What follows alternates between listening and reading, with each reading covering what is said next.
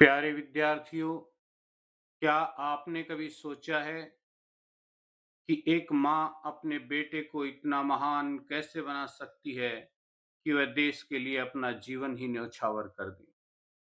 आज हम जानेंगे उस माँ की कहानी जिसने एक साधारण बच्चे को क्रांतिकारी बना दिया। उस साधारण बच्चे का नाम था राम प्रसाद बिस्मिल। प्यारे विद्यार्थियों, नमस्कार।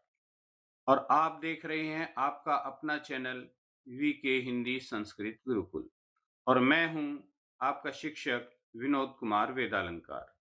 प्यारे छात्रों, आज हम पढ़ने जा रहे हैं कक्षा 6 का छठा पाठ मेरी माँ का प्रश्न अभ्यास। यहाँ पर हम सभी प्रश्नों के सटीक उत्तर, पंक्तियों की आसान व्याख्या और महत्वपूर्ण बिंदुओं पर चर्चा करेंगे। तो वीडियो को अंत तक जरूर देखें क्योंकि यह परीक्षा के लिए बहुत अधिक महत्वपूर्ण है। प्यारे विद्यार्थियों, पहला पॉइंट है, आप पुस्तक खोल करके बैठ जाएं, पाठ से, जिसका अर्थ है मेरी समझ से। पहला ही बिंदु है इसमें, मेरी समझ से। इसमें कै पॉइंट है? नीचे दिए गए सभी प्रश्नों का सटीक उत्तर कौन सा है, उसके सामने तारा बनाइए। तारा मतलब सितारा, मतलब स्टार बना दीजिए। पेंसिल आप लेकर के बैठेंगे। तो ये है एमसीक्यू टाइप क्वेश्चन, यानी कि बहुविकल्पीय प्रश्न। एक प्रश्न है, उसके 4 विकल्प हैं, उनमें से एक जो बिल्कुल सही विकल्प है वो आपको चुनना है। तो पहला प्रश्न है, बिस्मिल को अपनी किस इच्छा के पूर्ण न होने की आशंका थी? तो देखिए, पहला प्रश्न क्या है? किंतु यह इच्छा पूर्ण नहीं होती दिखाई देती। तो बिस्मिल को अपनी किस इच्छा के पूर्ण होने में आशंका थी, यानी कि शंका थी, संदेह था, डाउट था। पाठ में उन्होंने लिखा है। तो इसमें 4 ऑप्शन दिए हैं उन्होंने। पहला है भारत माता के साथ रहने की, दूसरा अपनी प्रतिज्ञा पर दृढ़ रहने की, तीसरा अपनी मां की जीवन पर्यंत सेवा करने की, और चौथा विकल्प है भोग विलास तथा ऐश्वर्य भोगने की। तो प्यारे बच्चों, यहाँ पर जब हमने पाठ की एक्सप्लेनेशन की थी, पाठ को पढ़ाया था इस वीडियो के फर्स्ट पार्ट में, तो आपको हमने अच्छी प्रकार से समझाया था, वहीं से ये उत्तर लिया गया है। अगर आपको ध्यान से आपने वो वीडियो देखा है तो आपको जरूर याद होगा कि राम प्रसाद बिस्मिल अपनी माँ की जीवन पर्यंत सेवा करना चाहते थे। जीवन पर्यंत माने फुल लाइफ, यानी कि पूरे जीवन वो अपनी माँ की सेवा करना चाहते थे, लेकिन उनको जेल हो गई और वहां से उनको फांसी हो गई, इसलिए उनकी ये प्रतिज्ञा पूर्ण नहीं हो पाई। इस प्रकार की आशंका राम प्रसाद बिस्मिल जैसे क्रांतिकारी के दिल में थी। दूसरा प्रश्न, राम प्रसाद बिस्मिल की मां का सबसे बड़ा आदेश क्या था? तो यह भी जब हमने पाठ पढ़ाया था आपको, तो इस वीडियो के फर्स्ट पार्ट में अच्छी प्रकार से समझाया था। इसके भी 4 विकल्प यहाँ उपलब्ध हैं। पहला है देश की सेवा करें, मां ने ऐसा कहा था, या मां ने ये कहा था कि कभी किसी के प्राण नहीं लेना, या कभी किसी से छल न करना, और चौथा विकल्प है सदा सच बोलना। तो देखिए, राम प्रसाद बिस्मिल की मां ने स्ट्रिक्टली राम प्रसाद बिस्मिल को आदेश दिया था कि कभी भी किसी भी हालत में किसी भी परिस्थिति में किसी की प्राण हानि नहीं होनी चाहिए। ठीक है, तो यहां पर जो है कौन सा विकल्प सही है? दूसरा विकल्प सही है प्यारे बच्चों, इसलिए आप दूसरे विकल्प के सामने स्टार बना दीजिए, पेंसिल से सितारा बना दीजिए। इसका ख पॉइंट है क्या? कि अब अपने मित्रों के साथ तर्कपूर्ण चर्चा कीजिए कि आपने ये ही उत्तर क्यों चुने। तो देखिए, ये तो आपको जो है अपने मित्रों के साथ चर्चा करनी है, तो आपको जो है खुद ही करना पड़ेगा, स्वयं ही करना पड़ेगा। ठीक है जी। अगला है पंक्तियों पर चर्चा। कर लेते हैं। पाठ में से चुनकर कुछ पंक्तियां नीचे दी गई हैं। ये जितनी भी पंक्तियां हैं ये आपके पाठ में से ही चुन करके दी गई हैं। इन्हें पढ़ करके समझिए और इन पर विचार कीजिए। आपको इनका क्या अर्थ समझ में आया है? कक्षा में अपने विचार साझा कीजिए और लिखिए। अब देखिए लिखिए यहां पर एक शब्द आ गया है, ये बहुत ही इंपॉर्टेंट है। लिखिए का मतलब क्या है कि आपको अपनी एक्सरसाइज नोटबुक में यानी कि जो जिसमें आपको प्रश्नों के उत्तर लिखने पड़ेंगे। ठीक है, तो लिख करके आप अपने शिक्षक से चेक भी करवाएंगे। तो फर्स्ट क्वेश्चन है, क्या क्वेश्चन है, यदि मुझे ऐसी माता न मिलती तो मैं भी अति साधारण मनुष्यों की भांति संसार चक्र में फंसकर जीवन निर्वाह करता। ठीक है, तो इस पंक्ति से, ये पंक्ति कहां से ली गई है, आपके पाठ में से ही चुन करके ली गई है। तो इसको अर्थ, इसका क्या अर्थ समझ में आया, तो आप पॉइंट बना करके लिख सकते हैं प्यारे बच्चों। तो फर्स्ट पॉइंट लिख सकते हैं कि बिस्मिल की मां के प्रति अटूट श्रद्धा थी। बिस्मिल अपनी मां के प्रति अटूट श्रद्धा रखता था। दूसरा पॉइंट बना सकते हैं, बिस्मिल को क्रांतिकारी जीवन की प्रेरणा और सहयोग अपनी मां से ही प्राप्त हुआ था।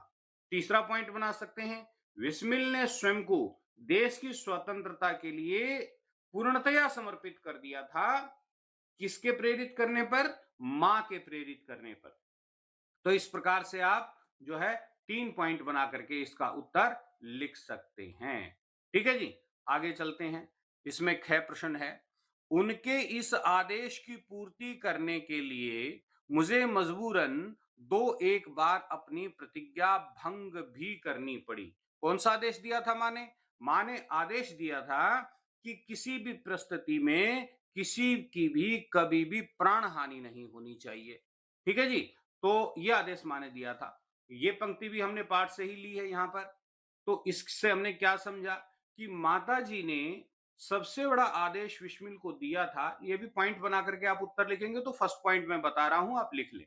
माता जी ने सबसे बड़ा आदेश विस्मिल को दिया था कि कभी किसी की प्राण हानि न हो।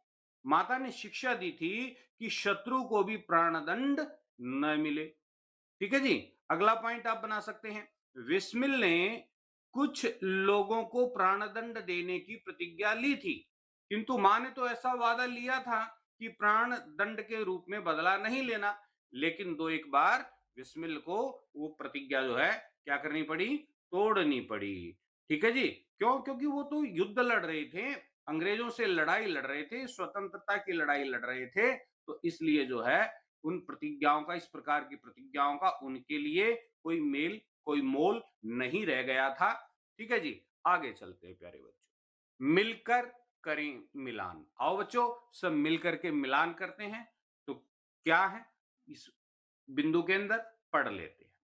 पाठ में से चुनकर कुछ शब्द नीचे दिए गए हैं, अपने समूह में, यानी कि जो आपका फ्रेंड सर्किल है उसमें, या आपके क्लास टीचर ने जो भी आपके ग्रुप बना रखे हैं उनमें, अपने समूह में इन पर चर्चा कीजिए और इन्हें इनके सही अर्थ या संदर्भ से मिला दीजिए।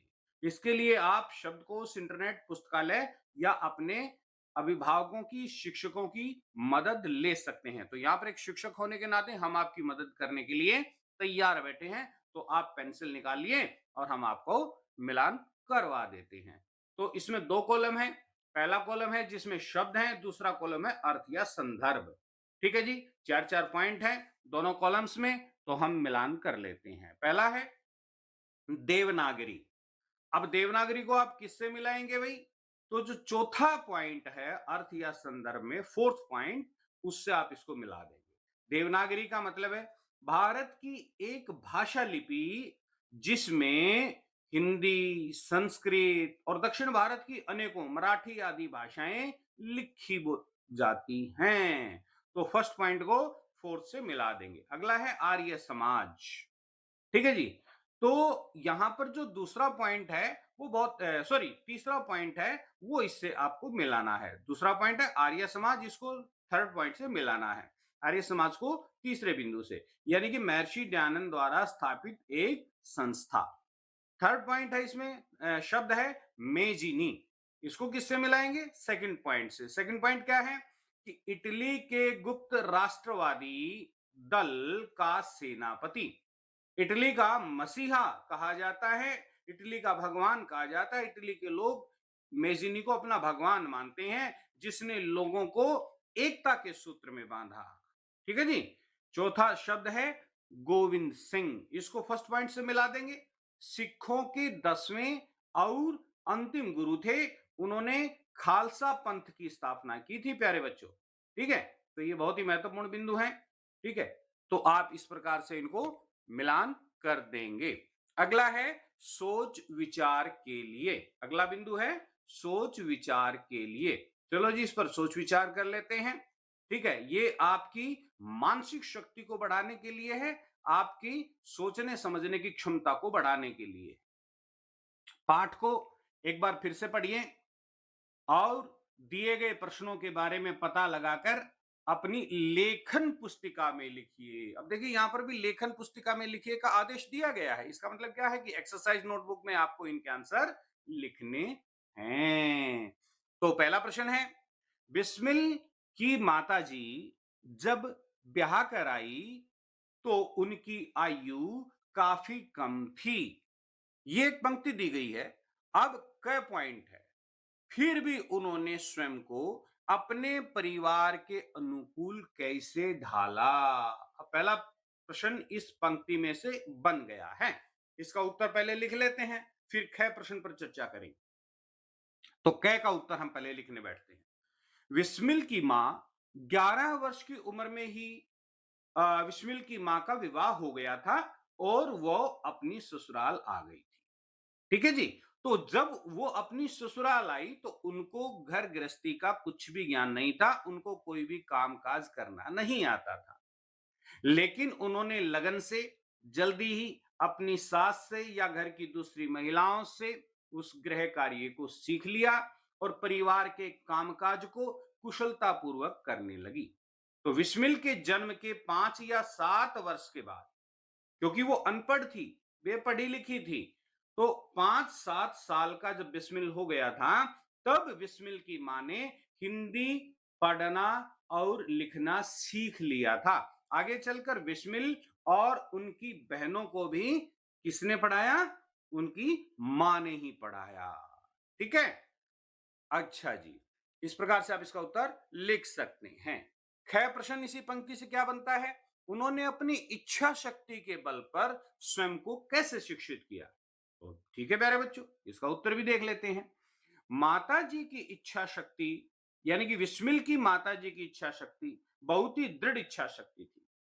विवाह के कुछ वर्षों बाद, क्योंकि आम आदमी क्या सोचता है कि अब मेरा विवाह हो गया, छोड़ो भाई, क्या करना है अब। लेकिन विवाह के कुछ सालों के बाद बिस्मिल की मां ने घर पर ही जो शिक्षित सहेलियां थी उनके संपर्क में आकर के देवनागरी की किताबों को पढ़ना और लिखना सीखा। माताजी अत्यंत परिश्रमी थी। गृह कार्य जब उनका कंप्लीट हो जाता था, गृह कार्य जब उनका पूरा हो जाता था, तो और जो उनको समय मिलता था वो समय उन्होंने अपनी पढ़ाई लिखाई में लगाया। और इस प्रकार माताजी ने अपनी प्रबल इच्छा शक्ति का जो है यहाँ पर उदाहरण प्रस्तुत किया। इस प्रकार से आप इसका उत्तर लिख सकते हैं। अब सेकंड प्रश्न पर आते हैं, क्या है? विस्मिल को साहसी बनाने में उनकी माता जी ने कैसे सहयोग किया? बिल्कुल किया जी। ठीक है, क्योंकि विस्मिल जी का जीवन तो पूरा का पूरा माता जी पर ही आधारित है, तो हम उत्तर लिख देंगे। विस्मिल के व्यक्तित्व निर्माण में या विस्मिल के चरित्र निर्माण में उनकी माता ने बहुत बड़ी जो है भूमिका निभाई। उन्होंने माता उन्होंने जीवन के हर कदम पर अपने बेटे बिस्मिल को प्रोत्साहित किया। छोटी उम्र में ही अपनी माताजी से प्रेरणा लेकर बिस्मिल साहस, वीरता, देश प्रेम और धर्म के सतो पंथ पर चले। जन्मभूमि पर न्यौछावर होने वाले पुत्र पर माता को बड़ा गर्व था। संकटों के बीच भी, संकटों में भी वे जो है अपने पुत्र को अधीर नहीं होने देती थी और संकट के समय भी वे अपने पुत्र का धैर्य हमेशा ही बनाए रखती थी। ठीक है प्यारे बच्चों, इस प्रकार से आप इसका उत्तर लिख सकते हैं। तीसरा प्रश्न क्या है? तीसरा प्रश्न भी देख लेते हैं। आज से कई दशक, दशक 10 वर्षों के समूह को कहते हैं। तो आज से कई दशक पहले विस्मिल की मां शिक्षा के महत्व को समझती थी। बताइए कैसे? ठीक है जी, बता देते हैं। देखिए, बालक विस्मिल में प्रेम, साहस और दृढ़ता के भाव उनकी मां ने भरे थे। मां कम उम्र में ही ब्याह हो गया था मां का और वो अपनी ससुराल आ गई थी, लेकिन उन्होंने अपनी इच्छा शक्ति के बल पर स्वयं को शिक्षित किया, घर में ही रहकर शिक्षित किया, अड़ोस पड़ोस की महिलाओं का, सहेलियों का सहारा लेकर के शिक्षित किया। कुछ वर्षों बाद उन्होंने बिस्मिल और उनकी छोटी बहनों को भी पढ़ाया और लिखाया। अपनी शिक्षा और वाणी से बिस्मिल के जीवन में, मूल्यों में बढ़ोतरी की, उनमें सुधार किया, बिस्मिल के व्यक्तित्व का निर्माण किया। मां ने प्रोत्साहन का ही, मां के प्रोत्साहन का ही ये परिणाम था कि राम प्रसाद बिस्मिल धर्म के मार्ग पर चलकर उत्तम शिक्षा ग्रहण की और एक उत्तम व्यक्तित्व का निर्माण, इस प्रकार के व्यक्तित्व का निर्माण कर दिया कि आज पूरा देश बिस्मिल की मूर्ति के सामने भी नतमस्तक होता है। तो इस प्रकार से आप इसका उत्तर लिख सकते हैं। तो हम इस आधार पर कह सकते हैं कि मां उस समय भी शिक्षा के महत्व को भली भांति समझती थी। चौथा प्रश्न है, हम कैसे कह सकते हैं कि बिस्मिल की मां स्वतंत्र और उदार विचारों वाली थी? बिल्कुल स्वतंत्र और उदार विचारों वाली थी। हम बिल्कुल कह सकते हैं कि बिस्मिल की मां स्वतंत्र और उदार विचारों वाली थी। क्यों? बिस्मिल को हर क्षेत्र में आगे बढ़ने के लिए वो प्रेरित करती रहती थी। शिक्षा आदि के अतिरिक्त उन्होंने देश सेवा के लिए सम्मेलनों में भाग लेने के लिए अपने बेटे को प्रोत्साहित किया। बिस्मिल की बहनों को भी छोटी आयु में उनकी मां के द्वारा ही शिक्षित किया गया। अपनी मां को के स्वतंत्र और उदार विचारों के कारण ही स्वाधीनता संग्राम की क्रांतिकारी गतिविधियों में भाग ले सके और मां भारती को गुलामी की जंजीरों से मुक्ति दिलाने के लिए संकल्पबद्ध होकर उन्होंने देश के लिए अपना जीवन ही बलिदान कर दिया। तो इस प्रकार से आप इसका उत्तर लिख सकते हैं। आत्मकथा की रचना, अगला पॉइंट है जी, आत्मकथा की रचना। ये पाठ जो है राम प्रसाद बिस्मिल की आत्मकथा का एक अंश है, एक छोटा सा पार्ट है, एक हिस्सा है। ठीक है जी। अच्छा, तो आ, दुनिया के बहुत सारे जो लोग हैं वो अपनी आत्मकथा लिखते हैं, कभी अपने लिए लिखते हैं, कभी दूसरों के लिए लिखते हैं। अब क्या पॉइंट इसमें बनता है, इस पाठ को एक बार फिर से पढ़िए और अपने अपने समूह में मिलकर इस पाठ की ऐसी ही पंक्तियों की सूची बनाइए जिनसे ये पता चलता है कि लेखक ने ये जो आत्मकथा है ये स्वयं लिखी है, यानी अपने बारे में स्वयं कहा है। तो पता चल जाएगा आपको। तो आप अपने पॉइंट है इसमें, अपने समूह की सूची को कक्षा में सबके साथ साझा कीजिए। तो ये आप स्वयं कर सकते हैं। अगला पॉइंट है शब्द प्रयोग तरह तरह के। तो शब्दों का जो प्रयोग है अनेकों प्रकार से होता है। तो किस किस प्रकार से होता है तो यहां हम देख लेते हैं। क्या पॉइंट है इसमें, माताजी उनसे अक्षर बोध करती। इस वाक्य में अक्षर बोध का अर्थ है अक्षर का बोध, अक्षर का ज्ञान प्राप्त करना। ठीक है। एक अन्य वाक्य देखिए, जो कुछ समय मिल जाता उसमें पढ़ना लिखना करती। तो इस वाक्य में पढ़ना लिखना अर्थात पढ़ना और लिखना। ठीक है जी। तो हम लेखन में शब्दों को मिलाकर छोटा बड़ा बना लेते हैं अपनी सुविधा के अनुसार, जिससे समय, स्याही, कागज आदि की बचत हो जाती है। इसे कहते हैं संक्षिप्तीकरण। और संक्षेपीकरण को ही जो है व्याकरण के अंदर क्या कहा जाता है बच्चों, समाहार भी कहा जाता है। समाहार कर देते हैं। ठीक है जी। अच्छा, तो मानव का यह स्वभाव है समाहार करना, संक्षेप करना चीजों को। तो इस पाठ में से ऐसे कुछ शब्द जो है आपको ढूंढने हैं, खोजने हैं और उनकी एक सूची बनानी है।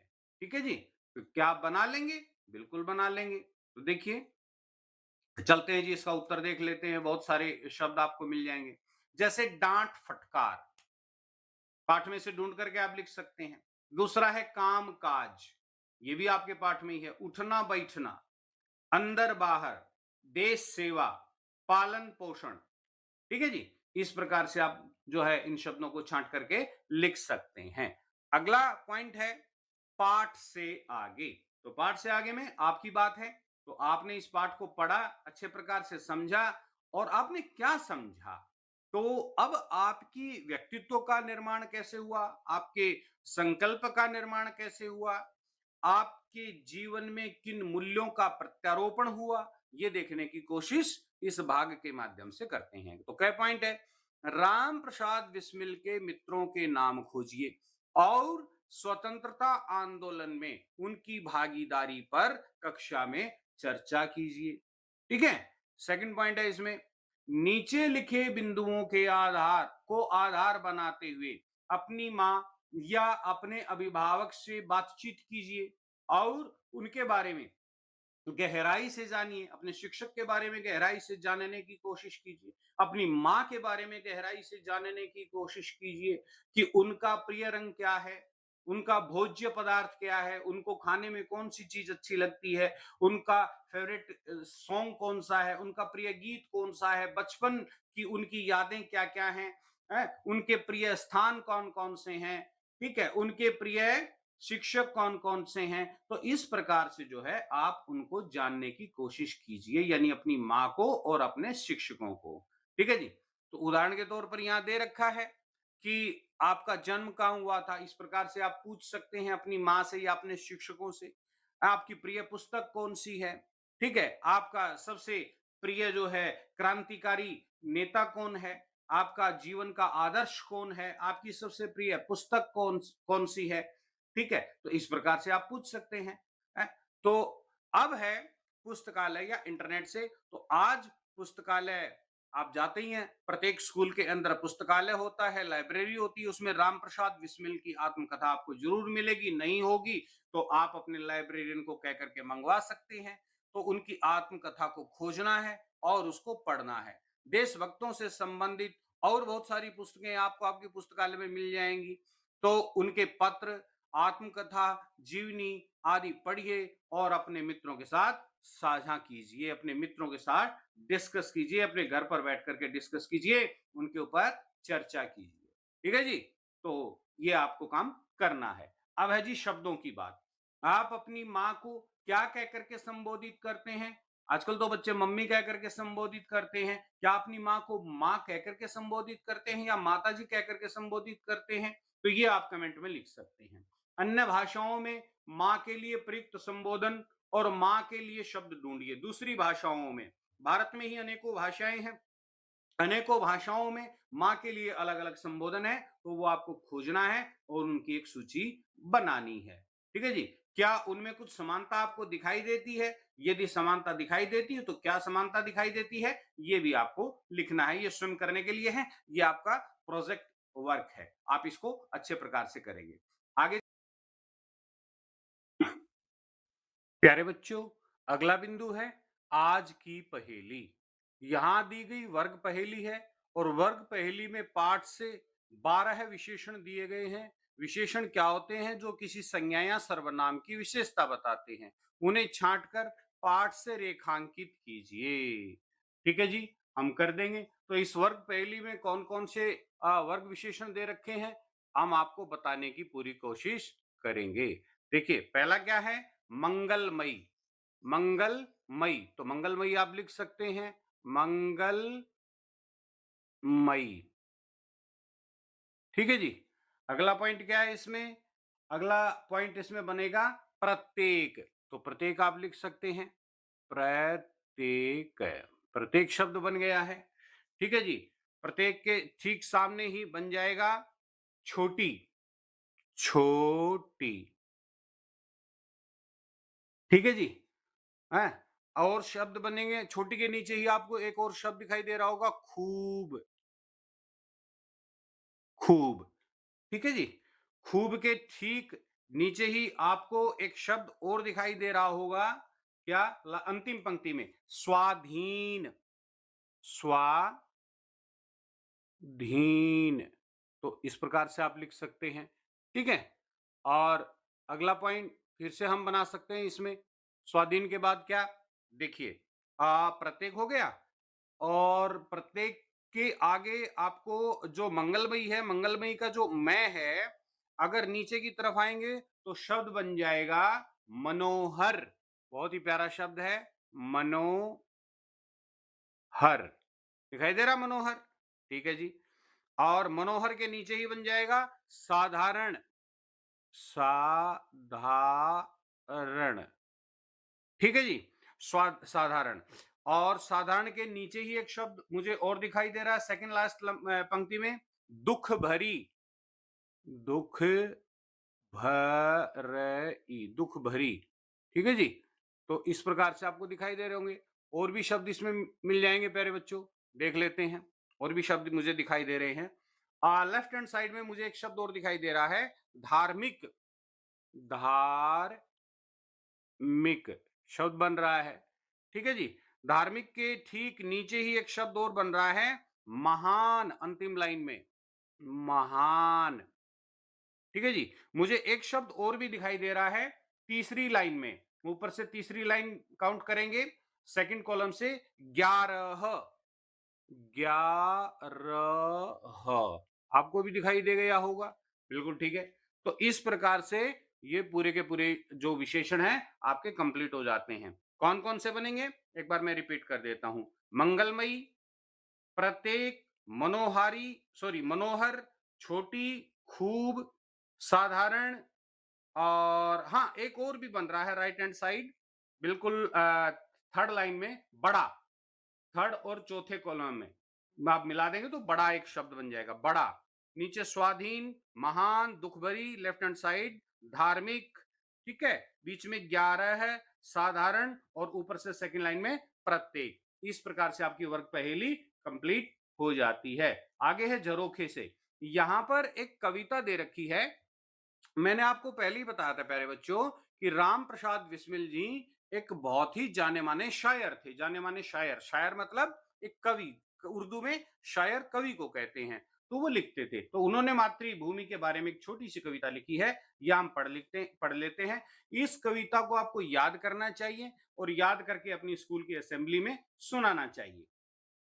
तो क्या कहते हैं, ए मातृभूमि तेरी जय हो, सदा जय हो, प्रत्येक भक्त तेरा सुख शांति कांति में हो, अज्ञान की निशा में, दुख भरी दिशा में, संसार की हृदय में तेरी प्रभा उदय हो, तेरा प्रकोप सारे जग का महाप्रलय हो, तेरी प्रसन्नता ही आनंद का विषय हो, वह भक्ति दे कि विस्मिल सुख में तुझे न भूले, वह शक्ति दे कि दुख में कायर न यह हृदय हो। राम प्रसाद बिस्मिल। तो राम प्रसाद बिस्मिल द्वारा रचित यह बड़ी ही प्यारी सी एक देशभक्ति से परिपूर्ण क्या थी प्यारे बच्चों, कविता। तो यहां पर खोजबीन अगला पॉइंट है। तो मां से संबंधित 5 रचनाएं आप पुस्तकालय से खोजें। पत्रिकाओं में भी मां के बारे में बहुत कुछ लिखा रहता है।